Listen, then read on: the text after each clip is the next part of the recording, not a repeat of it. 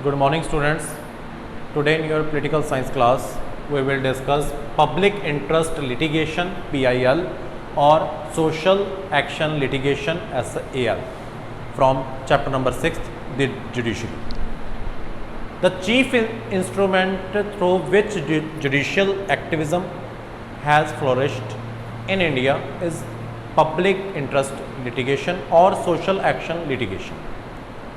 In normal courses of law, an individual can approach the courts only if he or she has been persona aggravate.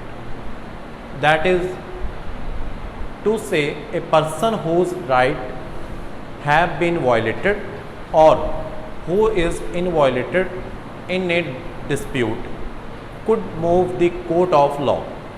This concept underwent a change around 1979. In 1979, the court set the trend when it decided to hear a case where the case was not by target person but by other on their behalf. As this case involved a concentration of an issue of public interest, it and such other cases come known as public interest litigation. Therefore, it was felt by the courts that individuals as parts of the society must have the right to seek justice wherever such rights were violated. Secondly, through PIL and judicial activism of the post-1980 period, the judiciary has also shown readiness to take into consideration right of those sections who cannot easily approach. For this purpose, judiciary allowed public spirited citizens, social organization and lawyers file petition on behalf of the needy and the deprived. Next topic, judiciary and rights. The Constitution provides two ways in which the Supreme Court can remedy the violation of the right. First, it can restore fundamental rights by issuing writs of habeas corpus, Article 32. The High Courts also have the power to issue such writ, Article 226.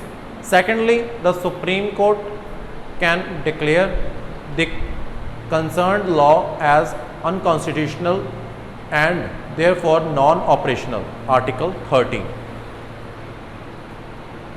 Next topic, judiciary review by Supreme Court. Perhaps the most important part of the Supreme Court is the power of judicial review.